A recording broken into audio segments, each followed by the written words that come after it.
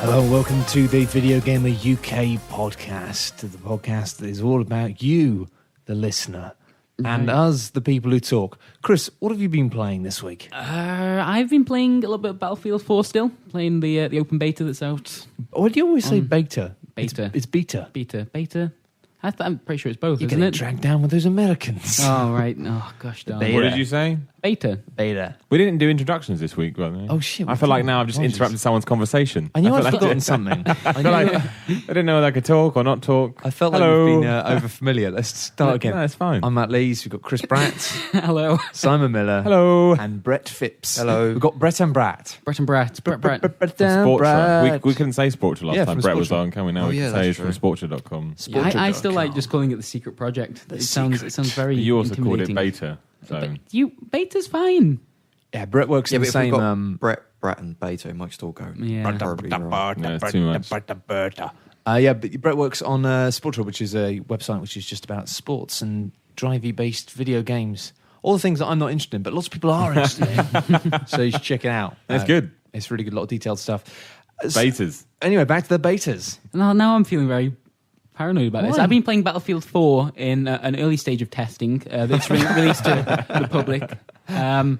Yeah, we actually, there's a video going up today, our kind of little gameplay verdict of the beta. Yeah, we had a little play, didn't we? We took it in turns to play it and die. Yeah. And I was being really boring with a sniper rifle. Yeah, but I'm just like occasionally pressing the wrong button because the controls have been switched around. Yeah, they That's changed it. the Why? first thing you have to get around. Why have they done that? They've- Never do that. That's truly the worst thing you can do. I think they're trying to make it feel a bit more like Call of Duty. Yeah. It's probably not what they want me to say, but that's my impression. It's like when Gears of War Judgment changed the button to like pick things up, I think it was. Why would you do that? Yeah, I've had 3 games of this and they changed the button. Absolutely unnecessary. I think the big one with Battlefield is the mark button that's Yeah, been that changed. really And messed me up. It's Because I kept pressing the back Well, cool, button 'cause to you- mark Yeah, enemies. because you used to. Well, they changed it to like a It's bumper. like the back Yeah, it's button a now bumper. brings up a menu. And you know That's what? the last being thing you like- want, yeah. Like, I've got him in my sights. Because I'm a good Battlefield player, right? Because too many Battlefield players don't do this, right? You've got too many greedy killers who are like, they get I'm the a enemy in greedy their killer, sight yeah. and they'll just start shooting at them. But the problem is, as soon as you start shooting at someone, if you don't kill them quickly,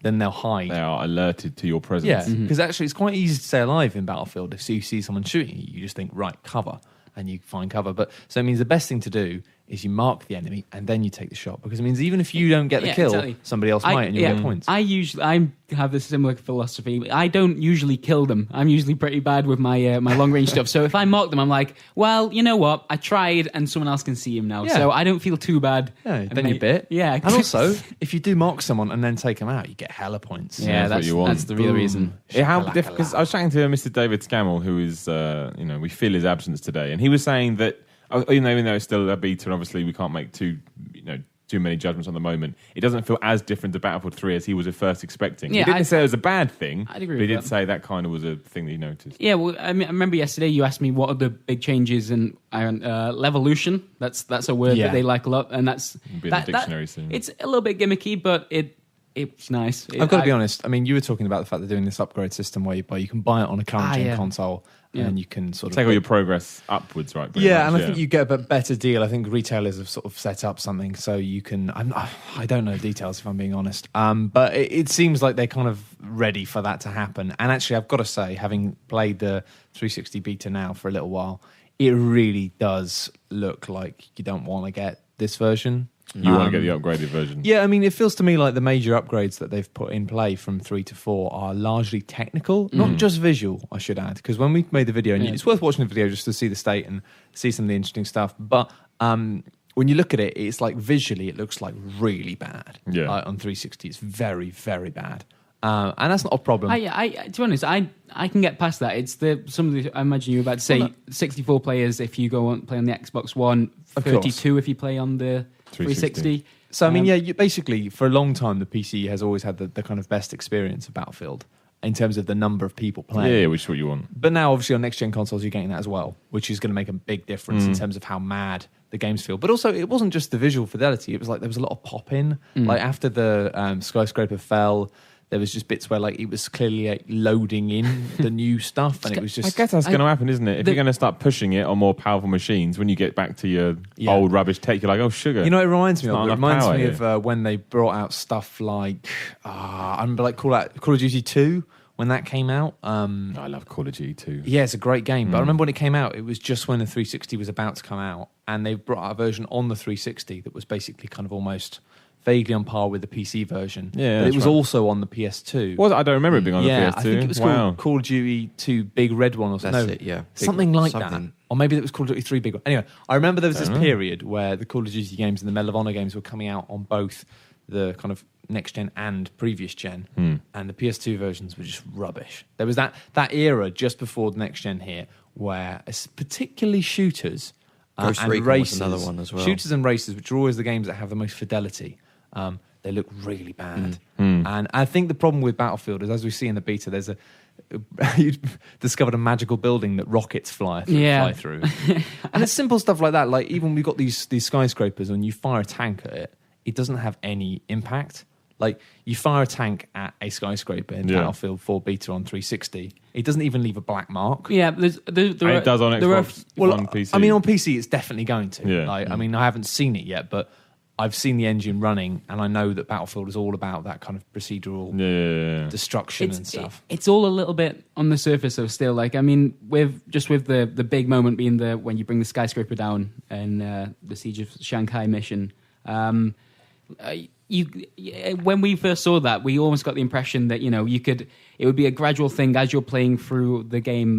This skyscraper is going to be taking a beating from all sorts of different explosions, and eventually it'll fall. It's a very clear system, though. You destroy the 4 pillars, and we point them out in the video, and then it falls. And really, that's the big impact. You can leave marks on that skyscraper, but it's very... That's the thing. And I kind of wonder if maybe face of it. we need to... That's the thing, is we kind of looked at that skyscraper thing and thought, whoa, this is like procedural change to a major level. But actually, what I'm interested in is the more minor stuff, because I know what the other Battlefield games are really good at is the kind of just being able to destroy walls. Yeah, but there's a wall between me and this guy. I'm going to get rid of it. You can blow I just it want up. to tell everyone that Brat just hit himself in the face with his microphone. It's very important that everyone This knows that just microphone happened. is out to get me. Has problems with you. That was brilliant. I saw that. Thanks, Simon. Cheers. Sorry, you're I don't know. I mean, honestly, this is kind of vaguely speculation, but it feels like to me that when they made the latest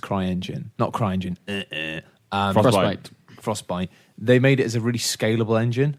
Well, yeah, it must be quite diverse as well, because obviously they're using it for Dragon Age. Yeah. So it's not like it's predominantly made for first-person shooters. It must have a lot of... And I just get the impression that, it's got a lot of applications and it's very scalable. But I also get the impression that they've kind of made it so it's not just a case of it looking worse, having lots of tick boxes and just being like, all of these things on this version of the game, switch them off. Probably. Yeah, that probably makes sense. It's just odd that we've kind of... This era now is really weird, because I look at this game and it just looks worse than previous games. Well, I think I said this. I'm not 100% sure, if this is happening for everyone. But for me, now I've seen what PCs and next-gen consoles are doing.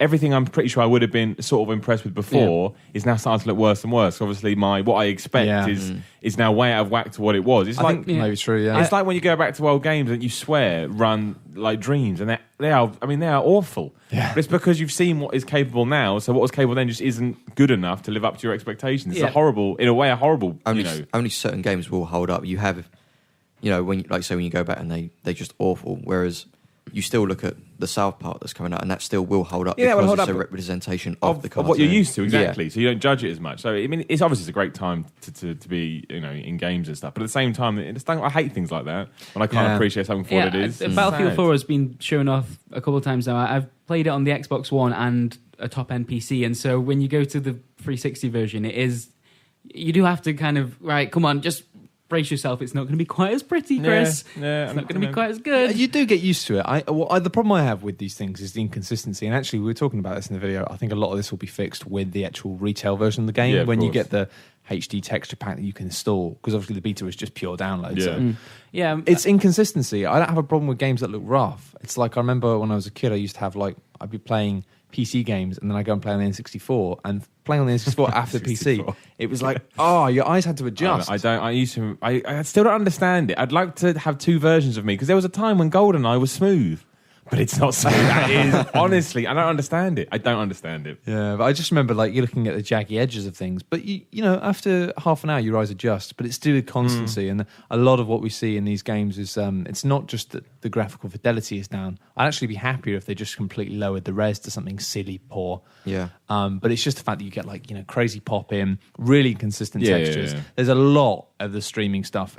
It's just a case of the fact it hasn't been designed for it. That's the problem. Yeah, and that's why this gen we had a lot of problems with like PlayStation 3 games being worse on PS3. Yeah, because everyone went with 360 as their lead platform, didn't it was optimized, they? Yeah. But it feels like now, it's just weird because for so many years, games have been optimized for the 360 because that was the platform. Whereas now, I bet a lot of people thought, right, we'll use PC tech to make our games because we know the next gen consoles are coming, so we can make, we'll take the PC one that we've done it for, we'll then move it across to next gen, we'll then move it across to current gen. So it's been through, it's been through such an ordeal already. And there's an really interesting article I read the other day about how people are worried that the next generation of developers might be a bit lazy with the PlayStation 4 because it has so much RAM. Yeah, and maybe it's they such could, powerful RAM that basically it means you can cut corners. But what that should mean, it's really easy to put PC games onto PS4 and have them being like running really nicely. Well, that's good. Because it means that even if it's not the same architecture, that RAM should hopefully help kind of smoothen things out. Yeah. But I mean, it looks all right, but basically it's just like I'm not interested in playing it on 360. It will be better, like you said, with the retail version. I mean, the only reason GTA 5 can run on Xbox 360 is because it's reading off the disc and your hard drive at the same time. Like it's the very end of the cycle. It's been made for it. Yeah, so hopefully... I think Battlefield is a weird case in point, though, as well, because they are always so keen to push, look what it looks like, look what it looks like. Then you can't help when you sit down and go, what does it look like? Most games you probably go, especially, current gen, you maybe wouldn't look at it as judgmental, but because they ram that message home so hard, it's like, well, it's a dirty word, but for me, Battlefield is all about immersion. I remember when I sat down, and they push that as well. Yeah. They push it hard. Another thing about that as well is you can forgive graphical fidelity as long as the game runs smoothly. Like the difference between the PC version and consoles, the frame rate is a massive jump. I remember seeing Battlefield on PC for the very first time, and I thought it was running in double speed because of the jump in frame rate. I just thought I was watching a replay in fast forward. So you can forgive a game that looks trashy as long as your objective can be met easily, as long as there's nothing that gets actively in your way. What I will say, though, from playing it on the 360 for a little bit, is it's reminded me that, because until recently I've been like, I'm not sure I even want a next-gen console at the moment, because I've got like... I'm the same. Yeah, I've written an article about that. I've got an awesome PC that I just plug in a controller. It's not even that awesome. I bought it I only upgraded it like a couple of years ago, but it's still like pretty much on par with what next gen's going to be like for the next year or two.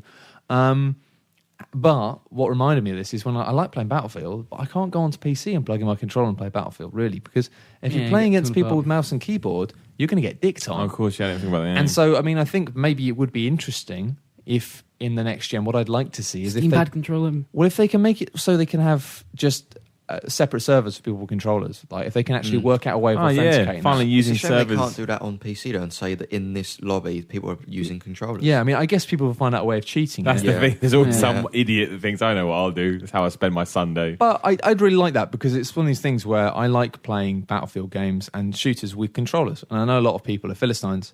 And actually, one of the biggest shames I have at the problem at the moment is there is a real chance for PC now to come in and become something new. And I think the whole Steam box thing, the Steam controller thing, which I'm guessing you didn't talk about last week much, we did, right? We did chat about a little bit. We kind of we shared our opinion on what it could do. Yeah, that's going to be an interesting thing to see how people in games like shooters where the controller versus mouse and keyboard, there's a big gap there. Yeah. Can the Steam controller keep up with? I know they're doing multiple controllers.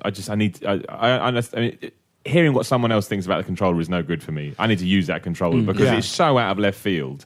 And it's Valve. I know they know what they're doing. I would never dream to assume otherwise. But until I hold that in my hand, I need to. It's so different. It's impossible to imagine. You're right. It's genuine impossible. It's one of those things where I think when you have a lot of knowledge about like games and systems and stuff like this, you can kind of gauge what something's like by asking the right questions. But there are always elements where you just go, I have no idea.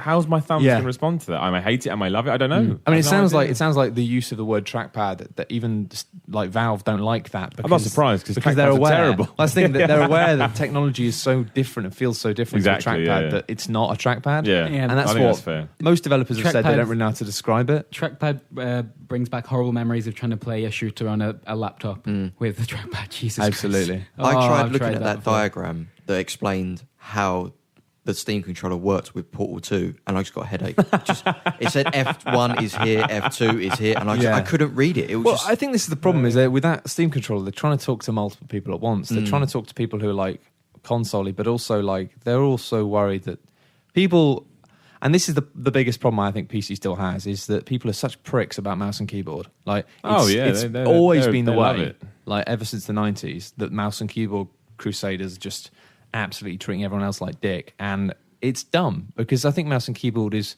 I mean, personally, I don't like playing shooters and stuff with mouse and keyboard because I spend all day on mouse and keyboard. And I play games like Dota and RTS games with a mouse and keyboard because there's no other way to do it. But actually, I'm happy for a bit of variety. I'm just useless with mouse and keyboard. This is probably a problem with my setup. I'm worried about RSI all the time when I play games for a long period of time on a PC. Same. Because I'm on a PC all day at work. Can get around that, but yeah, it freaks me out. And controllers feel much more comfortable to me. Well, that's it. When we played Payday a while ago, I had one game on PC and said, I'm not playing this anymore. But then Brad gave me a pad and I was like, right, it's all right, Simon. Here you are, just sit down. I need my pad. Just how my hands enjoy my gaming experience. It's just a comfort thing, really. And I like both. I don't think one's better than the other. But it's an interesting thing of the fact that with these different types of Steam box, it sounds like it's going to be like you're going to be able to have a spec that suits you. And they've actually got a chance here if they get it right to actually brand the PC as being like a console, really.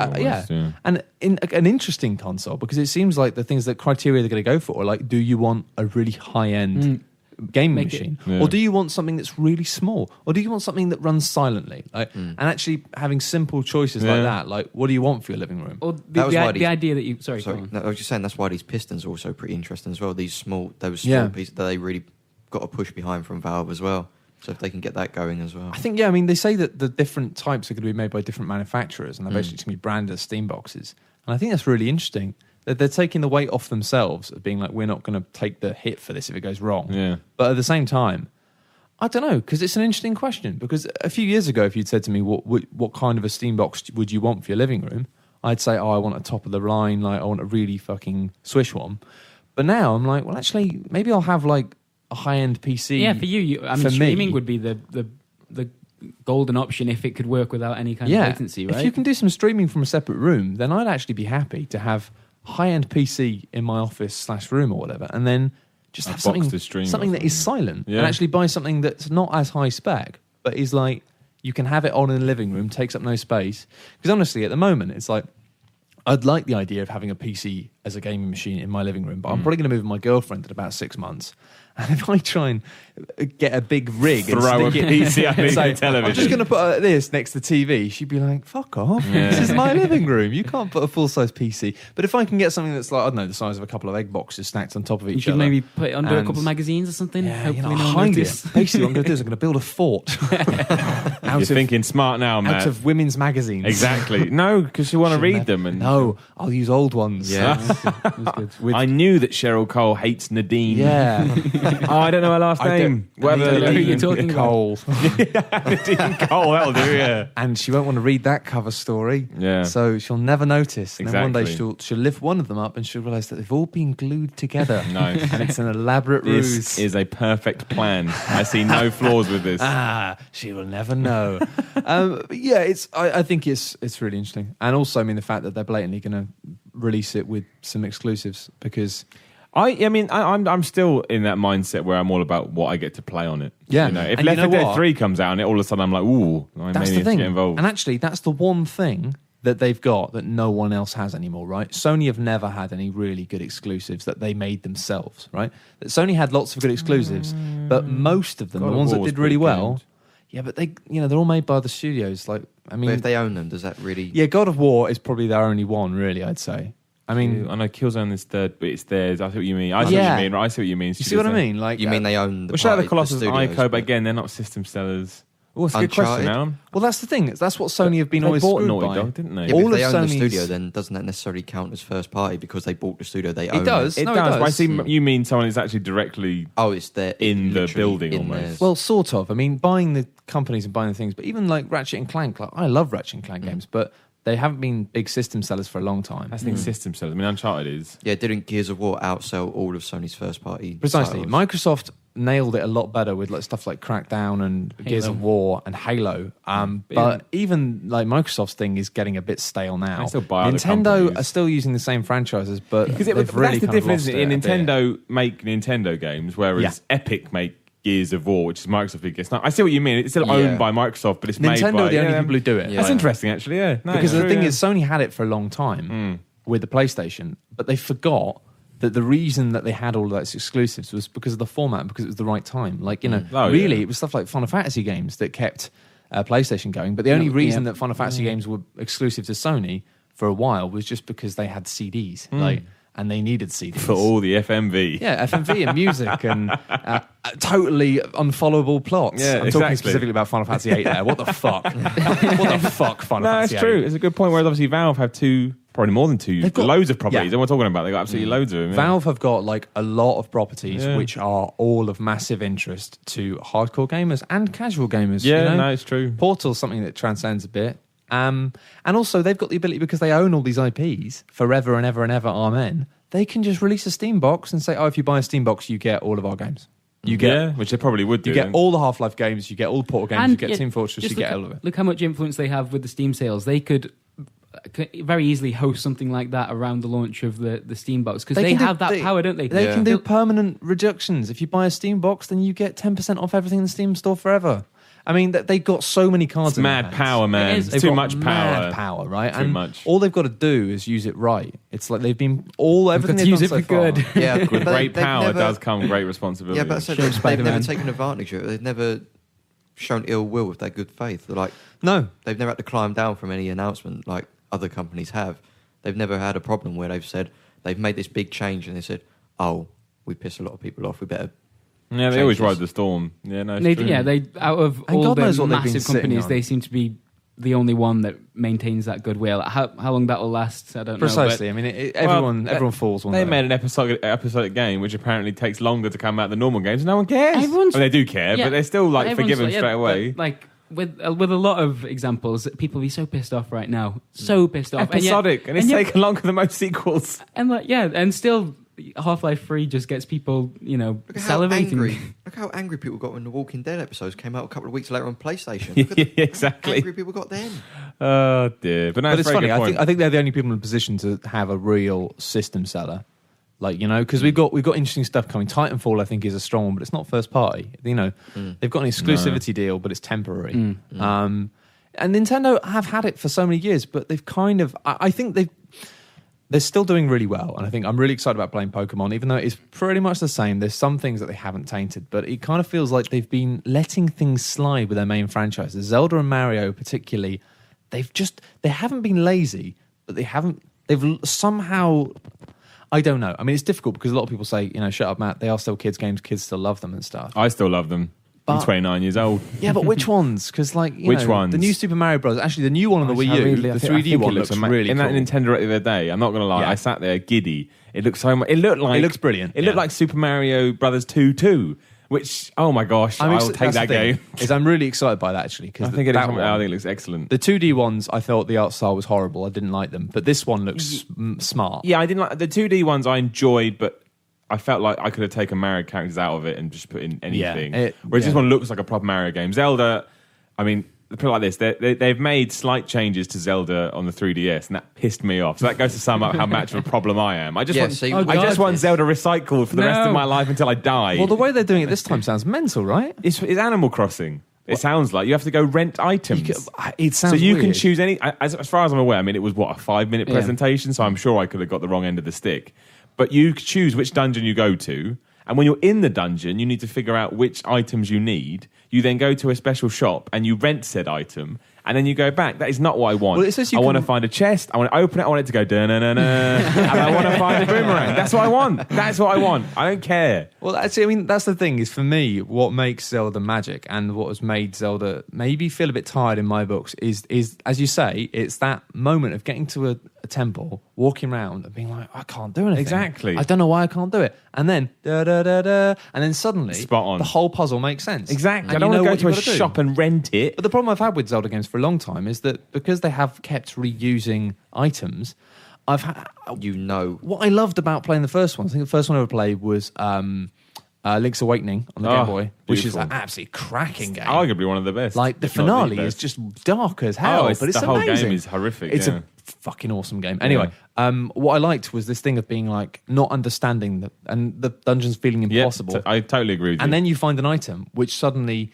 makes everything seem doable. Yeah. But then because they've been recycling and reusing items so many times, you kind of like, now I could play a Zelda game and I go, oh, I'm in the You hookshot guys are making Yes. me Yeah. really, really sad about Darksiders right now. Darksiders? really sad, yeah. Really? As in the THQ game that's Yeah. now with Nordic Games, I believe. Yeah, because that did exactly, it was... was Zelda. Their dungeons were Zelda...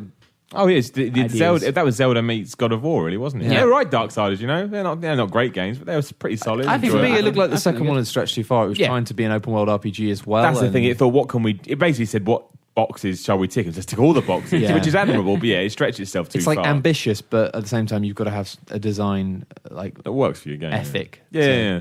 But I mean, I totally understand your Zelda point. It's just I mean, nostalgia plays a huge part for me, and I think it's also because Nintendo don't release that many core Zelda No. games. I mean, the last one we got is Wind Waker, which I play, and I will play it again. And Yeah, I'm but it's a enjoying re-release, it. isn't it? But I it's a mean, re-release, exactly. Twilight Princess, I didn't like Twilight Princess for lots of reasons. I thought there were some elements of it that were really weak. I particularly disliked the fact that for the whole game it hinted, we're going to go, there's an ancient race of people in the sky. And I thought, oh my God, at some point we're going to meet them.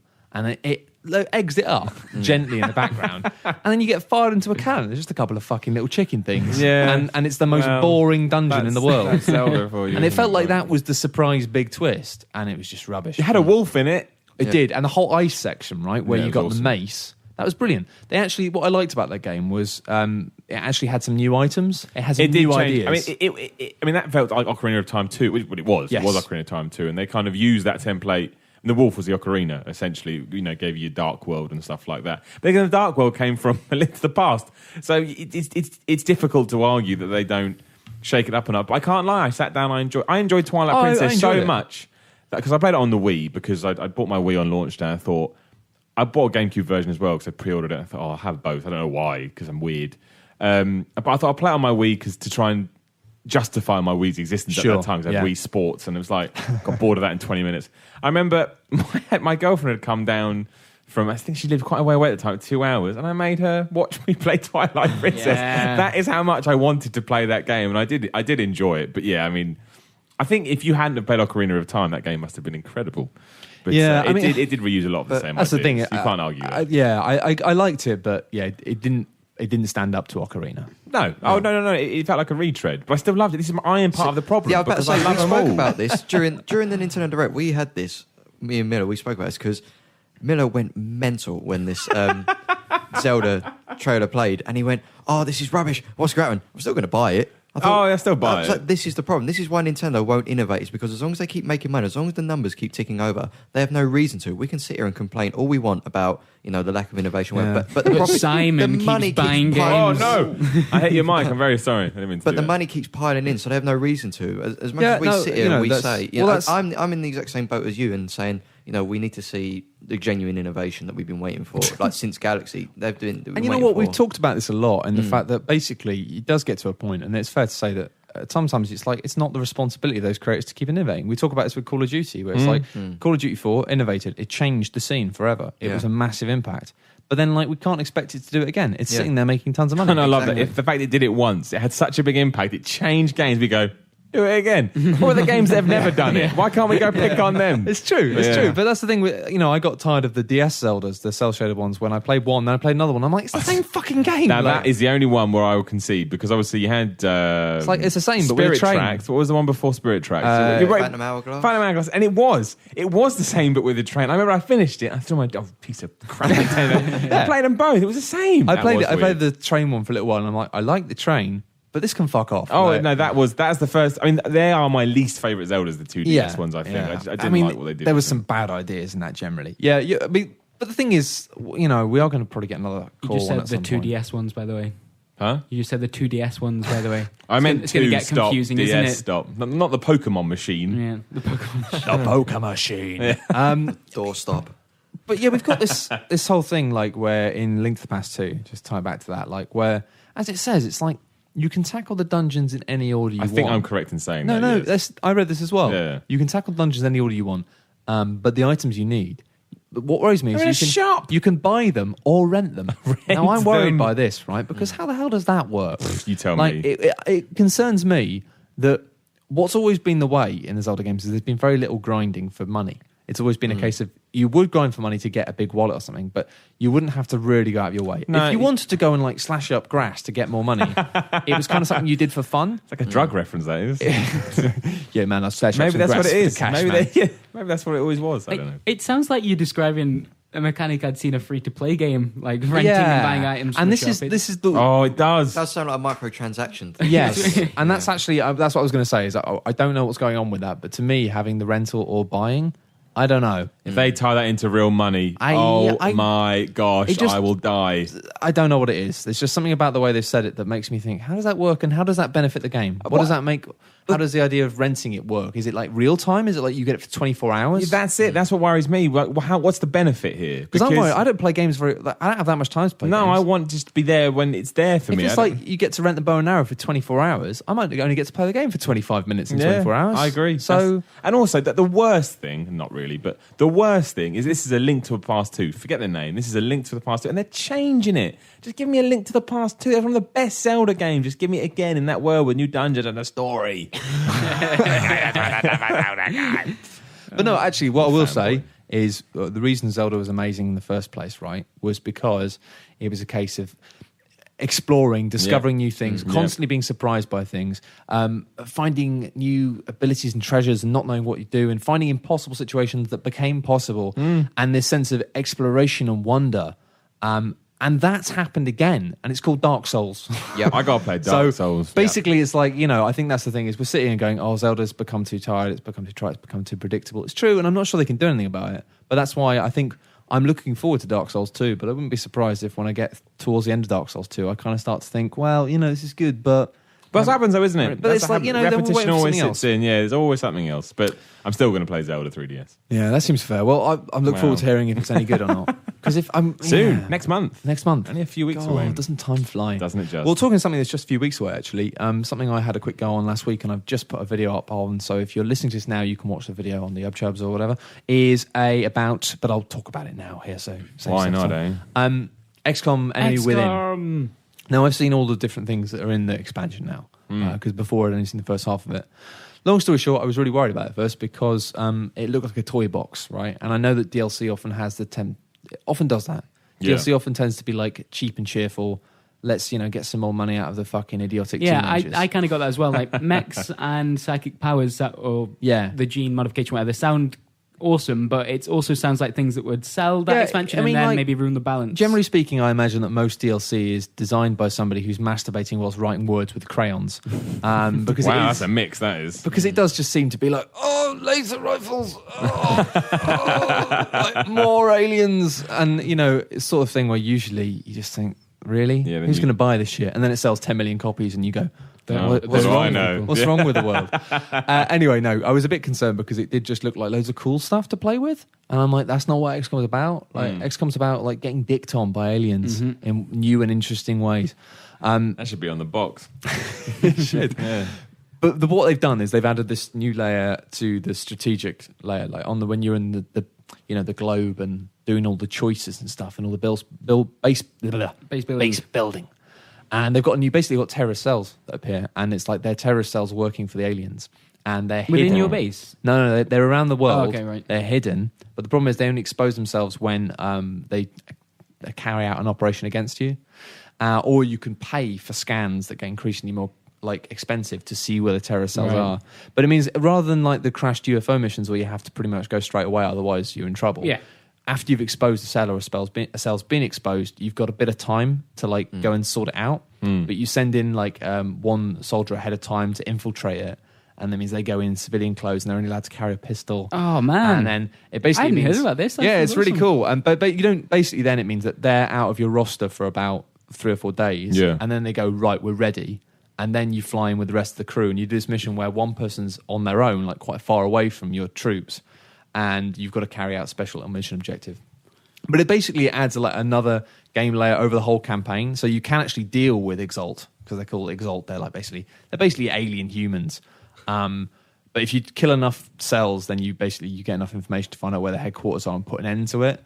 Right. But it's just the fact that it's layered on top of the whole game. Yeah, so. For those not familiar with XCOM, I guess one of the biggest challenges of that game is outside of the missions. Yeah. Because if one of your guys gets injured, and there's a whole experience thing, so if one of your veteran soldiers gets injured, he's out the game for a week, 2 weeks, and if enough soldiers get injured and then something happens which you have to react to immediately, it can completely screw you over because you've got no one of a good enough rank to combat that.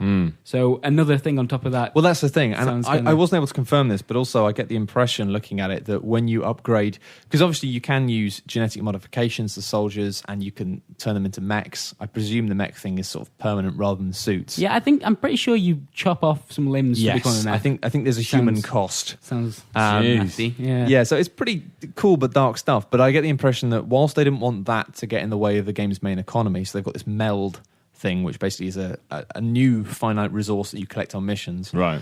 There's two benefits to this. Basically, it means that the meld things means you need to kind of be a bit more aggressive because there's a timer. So you'll see it displayed on the map, and then, say, in 3 turns or whatever it is, it'll be gone. It'll disappear, which is completely against how I play in XCOM a lot of the time. Well, this is brilliant. What's brilliant about it, because I loved XCOM, and the thing about XCOM is, if you've not played XCOM yet, you need to play XCOM because it's a game which is...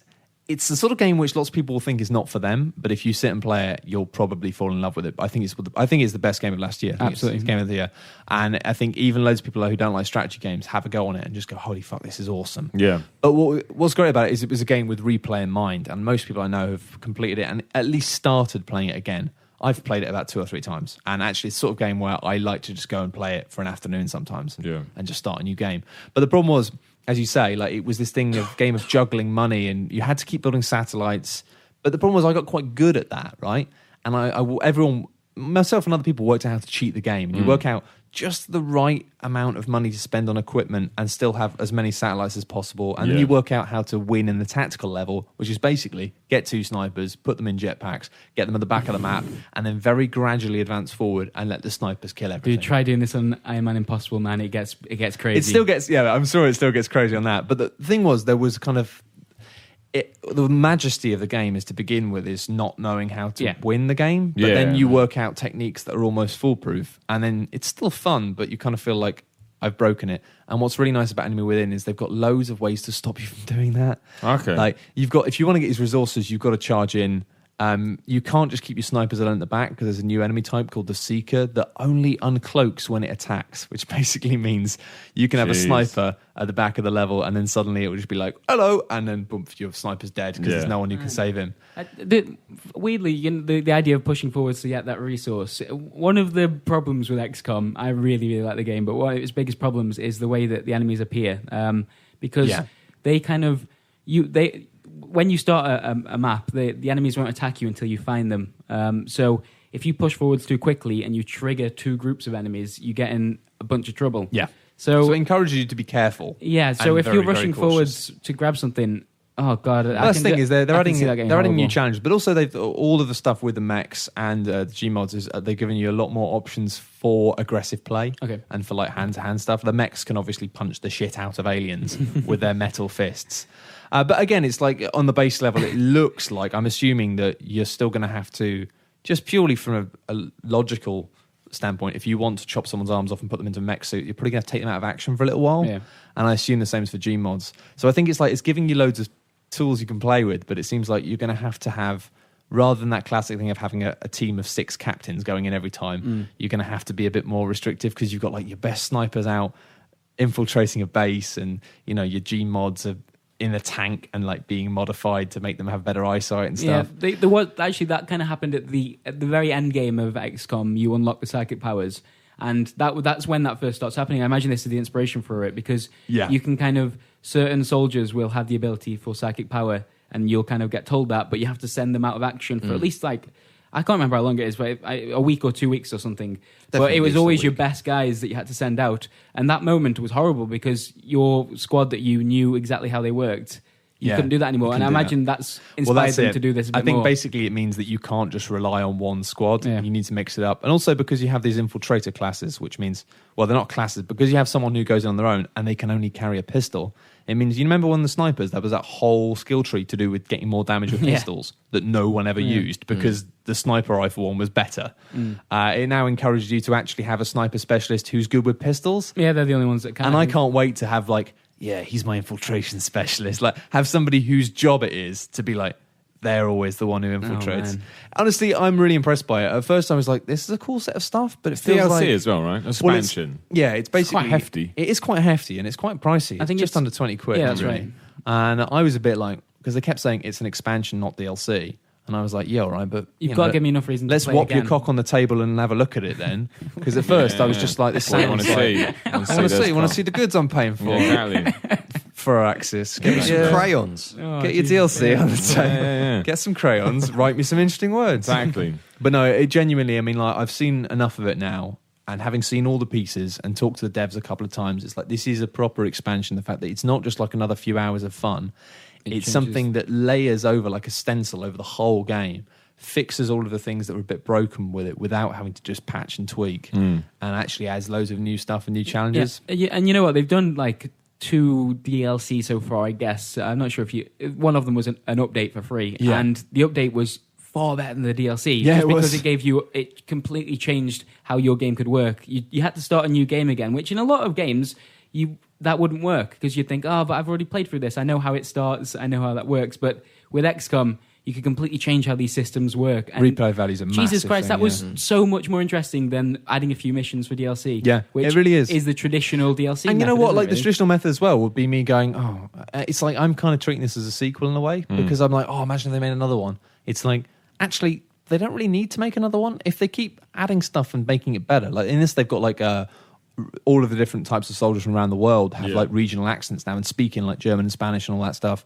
They've added 47 new maps. There's less repetition of the maps and stuff.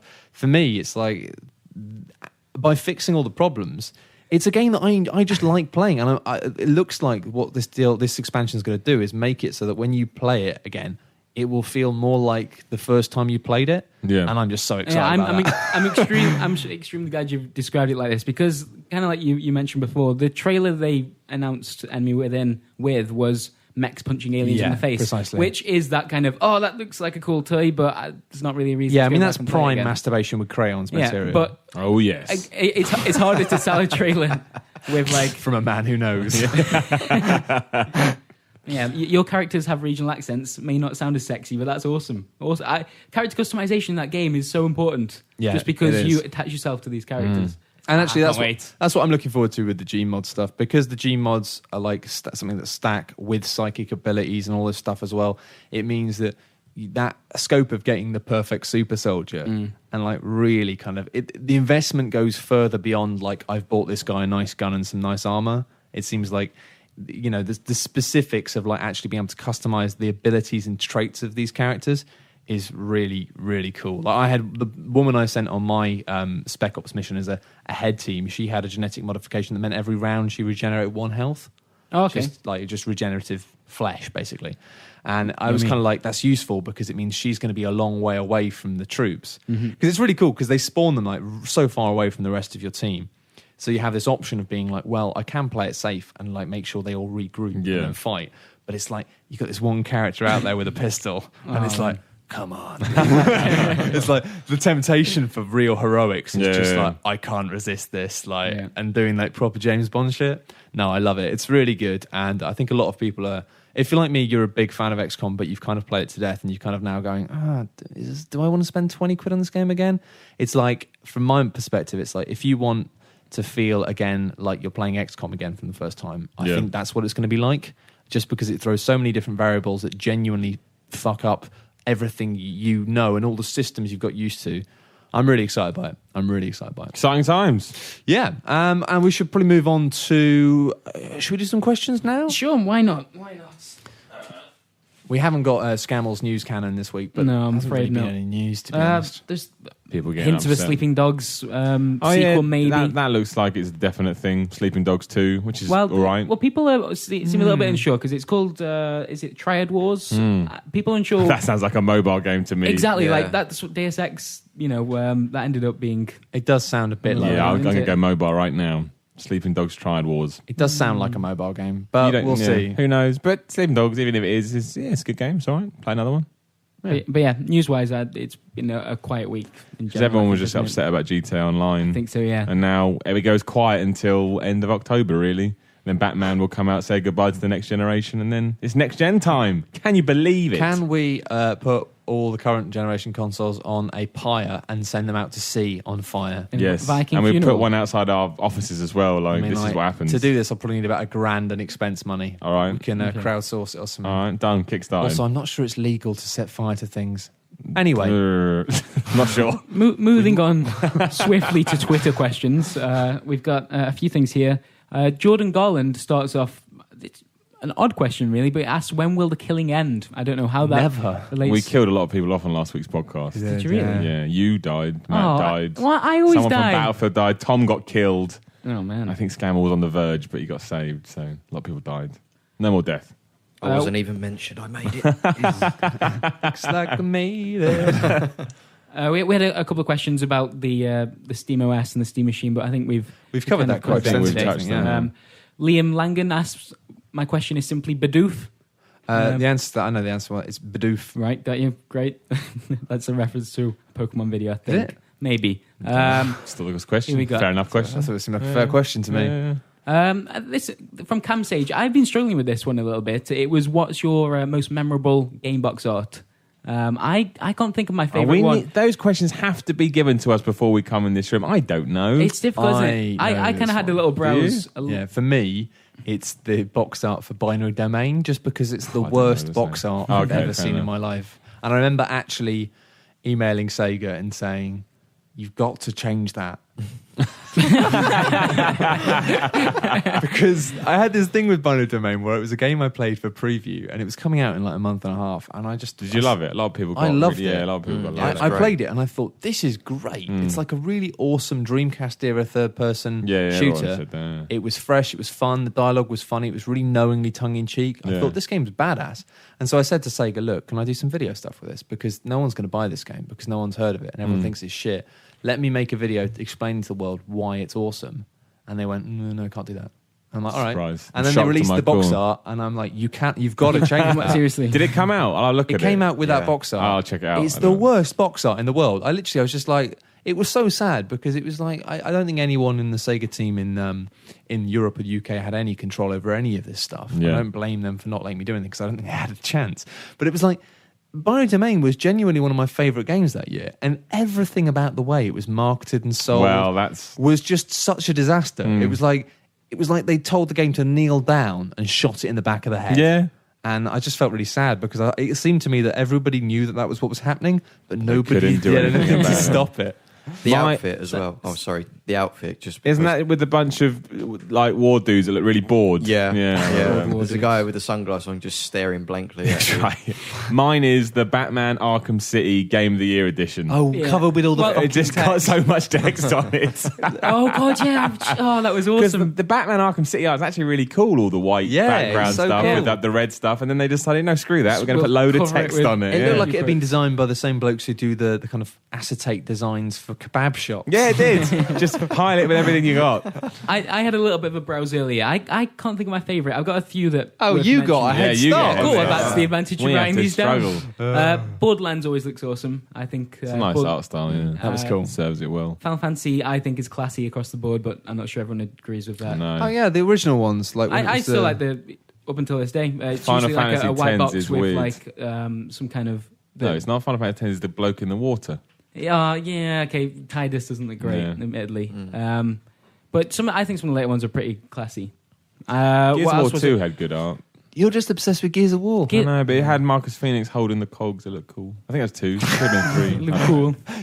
Your definitions of cool need serious examination. He was a big bloke, lifted a lot of weight. Yeah, like that. The original orange box was just an orange box, and I think that probably wins for me, just because it's a clear statement of what you're getting. It's an orange box. Yeah, but it doesn't really tell you what's in the box. You don't need to know. It's brilliant. It's like Ron Seal. Resistance 3 had that problem, didn't it? When they did that really nice art style cover with the I can't remember the name of the Infected in Resistance now. Nobody remembers the name of the Infected Resistance. It had Resistance. It had the skull, one of those, and it had all the major buildings. It had the Empire State, it had the Statue of Liberty, and it had all those as its teeth. And then no one bought the game because they didn't know what it was. As it I've got to be honest, actually.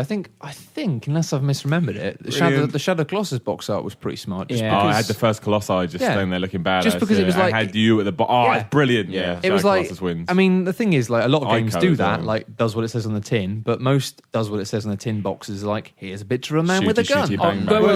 His gun's got to be over his shoulder as well. It's important. No. It's always a gun pointing towards you. Yeah, it's always eye towards... I worked on magazines. Yes. Eye towards camera, gun pointing out. That's what we want. Me and Simon else. both worked on magazines. And it was always this thing of they always ask you, like, what publishers do you want? would say, what do you need for a cover? And you go, well, the covers that sell magazines are a man with a gun pointing the gun towards the camera and looking at the camera. And then, like, that's depressing. Honestly, when I worked a long time ago in European PR for Activision, and we used to collate this information, right, from across all of Europe. And everyone in Europe, all the publications, what do you need for a cover? They would say, a man with a gun, pointing the gun towards the camera, looking towards the camera, right? And it needs to be clean and simple. And then every time, like clockwork, you would get some weird left field thing of a guy looking over his shoulder slightly with a gun pointing down the floor. And it's like, and I felt for them because the designers, the artists, are always trying to make it a bit different, but it doesn't work. Didn't want like, it would not sell as well as man looking at... And also, it's so true. The amount of times, especially for shooters, and you can imagine which ones you'd ask for that, and you would get Medal of Honor, especially. Medal of Honor, I remember we got one, this is years ago now, obviously. We got one guy with massive beard, back to camera, looking to the right. I literally sent an email back saying... We can't use this. You have ticked all the wrong boxes. So we didn't use it. Honestly, the amount of times when we'd get cover art in, and it would always be late, and our art editor... Cover art's always late. Why? Always late. Yeah. It's always like, we need it by this date so we can go to the printers. Week later. It always comes a week later. So and true. Our art director, amazing dude, used to work with just the sigh that would come out of him when he looked at this cover art. It would just be like, what the fuck is this? Who is this guy with a large beard? And you know what? This is an interesting fact. That's why very often you get magazines where they do give Halo front covers and stuff, is because some publishers just provide reliable art. So would you pick Halo? Because Bungie especially, never bad, not one bit of bad cover art. Literally, you get a big picture of Master Chief with a gun. Bosh. Exactly. Done. Exactly. Magazine I remember the Halo sold. Reach cover art. They sent us about 4, and everyone was like, I could put that on 4 covers. Yeah. Absolutely It's beautiful. incredible. Well, they were good, Bungie. They were excellent. If you do want some brilliantly bad ones, though, search the old Mega Man games. Just perfect. Oh, they're really weird, aren't they? They're so bad. They're strange. Yeah, so that's quite a lot of insight into the magazine world there. Probably didn't want to know, but there you go. Now you do. Last question, I guess. This is from Minty Rebel, who says, congratulations, you've just been hired by the Daily Mail.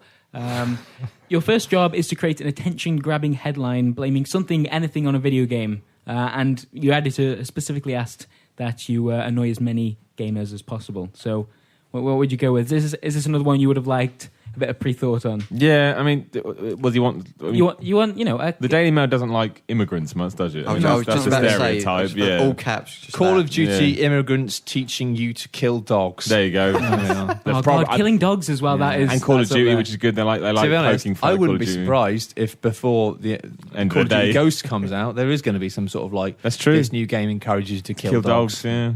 Because that's right up the Daily Mail street. I reckon somebody's listening to this right now going, that's true. brilliant. Writes it down in his notepad of evil. It's true. Good sports section though, Daily Mail. Just one redeeming feature.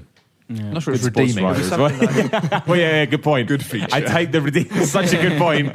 Definitely not redeeming. Retract that statement massively. They'll probably take the fact that it's a German Shepherd and say German Shepherd kills British soldier in video game, and then just probably run with that. You've got everything. Man, there you go. You should wear the Daily Mail. They'd love you. Oh, don't leave that in, please. You're full of evil ideas. There's a smear campaign coming right for you, man. Oh, God. But yeah, I unfortunately, I had quite a few questions, and we answered them in the podcast. Okay, sure. Already, to be honest. That's fair enough. I saw WWE questions we got asked, and you ignored those ones. Unbelievable. Oh, do you want to just say something about WWE then to counter out? Yeah, it's pretty good, isn't it? If you like last year's game, probably like this one. You know, I saw a lot of people. I should have picked that question. You're right, Simon. You're absolutely right. I saw a lot of people on Twitter getting excited about the fact that you can make 100 custom wrestlers. Not going to lie, right? So we ran the story this week that all about WWE customization, blah blah, can edit wrestlers, all cool stuff if you're into that stuff. But the one that everyone really enjoyed was the fact they double the slots. And I've never been into the created side of wrestlers. I enjoy downloading other people's wrestlers. I just do. I don't want to put the work in. I want to steal other people's work. But yeah, it's because people build entire rosters. That's what it is. Like, I think that's it. Yeah, You can download like every wrestler. Every wrestler ever, even if they're not in the game. And I never really thought of that. I would just dial down the ones that made me laugh. Yeah, but they are really good, those. That's the thing. And once they announce all the stuff you can do for Universe mode, where you can create your own federation and whatnot, then you can have whatever wrestler you ever want. But that's what we need to say about WWE. That we're done here. Yeah, we're done. Well, finally, then we've got a Member of the Month competition. Yes, we have. And winner of the announcements. Okay, so we had some really interesting ones. Yeah, this the time. podcast competition, you guys picked that. I don't think I was here when you announced it. It was the Dave Scammell Kickstart Dave. That we tried to do something a bit different this time, and actually it's sort of been mixed results because we've tried something different. Usually we do something that was drawing based. I really like the drawing one. Well, that's the thing, is some people said, oh, it's boring, don't do the same thing, but the problem with this is we've done something different and we've got a mixture of things, but we couldn't really wasn't really showcase them. Yeah, it wasn't really a convenient and easy way of showcasing them. Everyone loves drawings. Yeah, especially shit drawings are brilliant. So I think for now we're going to go back to that just because we got more entries. I think if you've got a preferred way of doing it that wouldn't be a drawing, that's cool. But I think everyone loves a drawing. It's just we like to show them off at the end of the month. It's nice to be able to make a little video of them all. And we won't be able to do this video, but we'll tell you we got some couple of mad videos pitching Dave stuff. Yeah, got a few shout outs before we announce the winner. Sure. We had Woodfella, Treble 25, and Weasel Pants all did kind of video proposals, like you see on Kickstarter, and I appreciated all of those. And one of my favourites was Dancing Rhino, who wanted to start a Kickstarter to raise £10,000 to feed Dave with cheese strings. I like that, which is good. And I imagine that. How many cheese strings? I did a little bit of math. If you're going to buy cheese strings in a kind of real quantity, you're probably going to want to go with the 12-pack. That's your best value for money.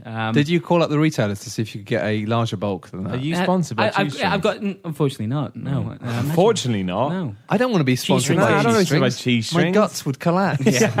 What cheese do you eat? Strings.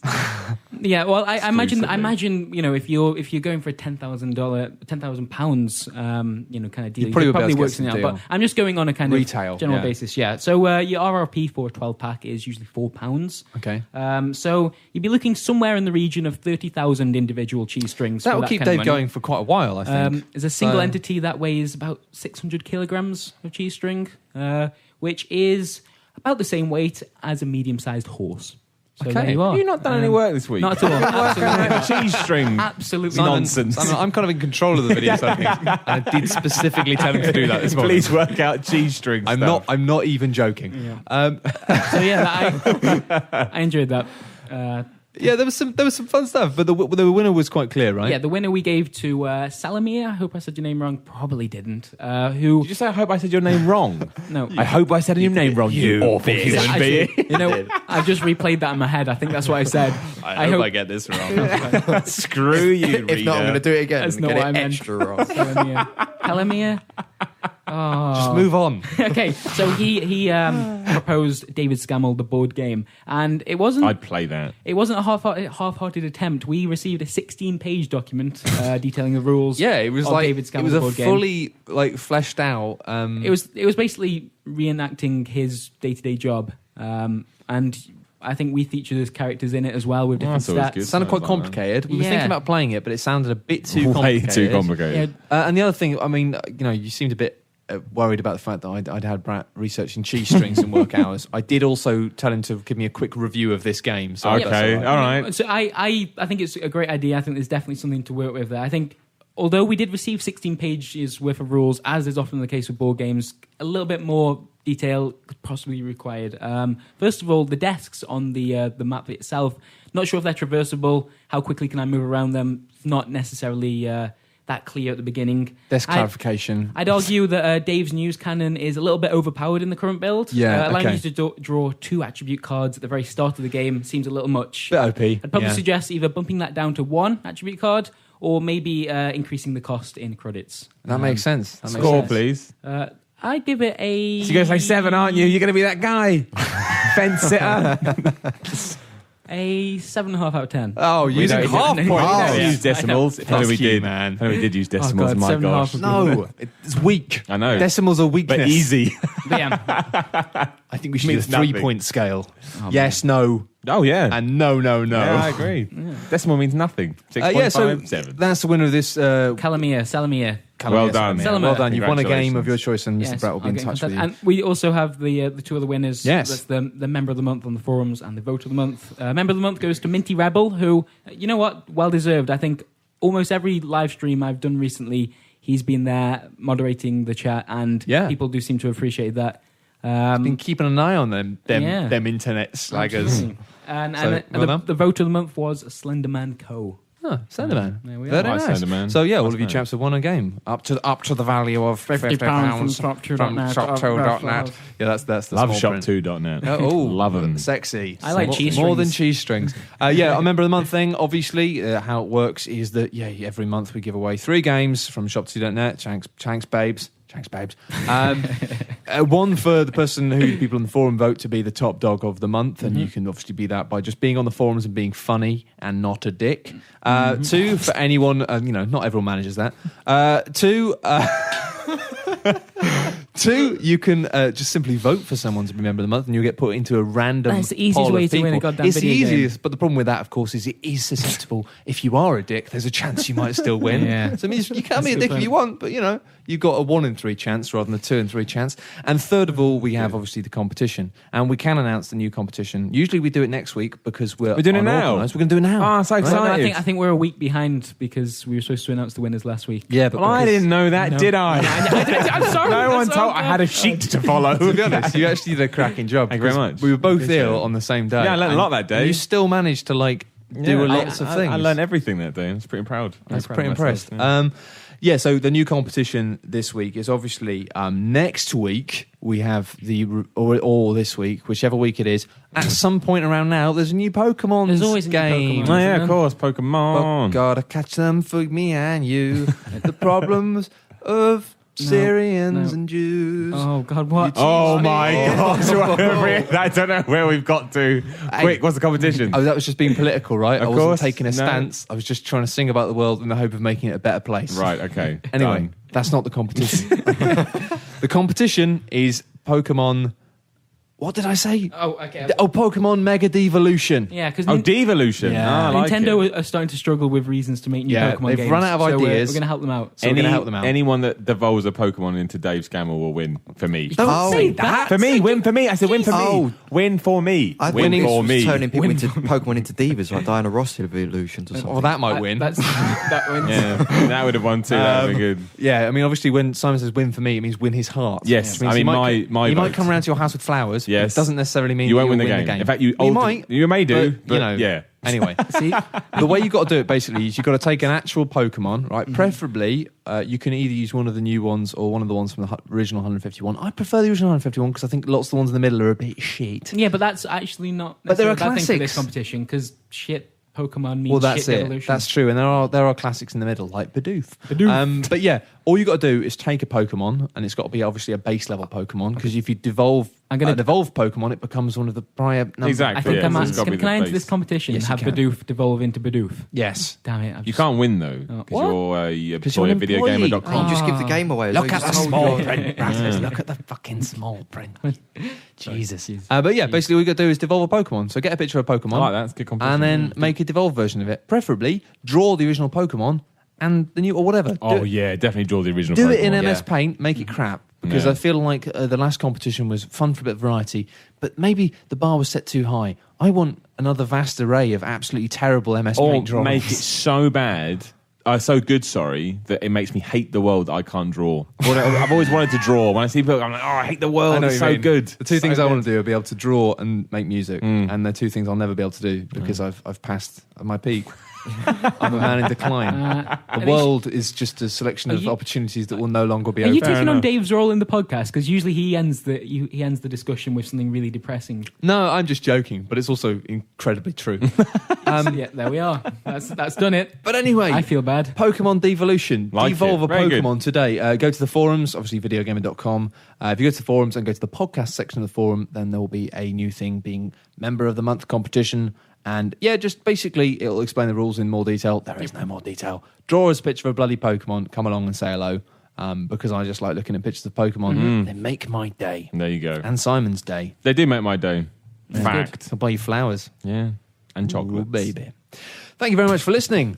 And I've been Matt Lees. And we've also... Jesus. He's been Come on, man. Simon Miller, Chris Pratt, and Brett Phipps. Fit Brett. It's Brett and Brat. Sorry, man. We're going to have to sort this out. Brad, Rescue Rangers. Oh, wow. Brad, they're dangerous. How do you feel about this, Brett? That's going to be a thing now. I think it is a thing. Oh, I love it.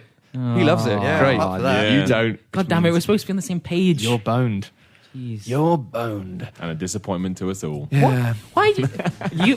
We've had comments in past podcasts that you've been bullying me, Simon. Yeah? That's it. I'll start bullying them. Oh, God. He's big enough to bully multiple people at the same time. Look at him. Look at him, Chris. Gee, That's why you agree. I need to get out of this room. just disagree, nod your head. Yes, Simon. Anyway, Right, goodbye. boys.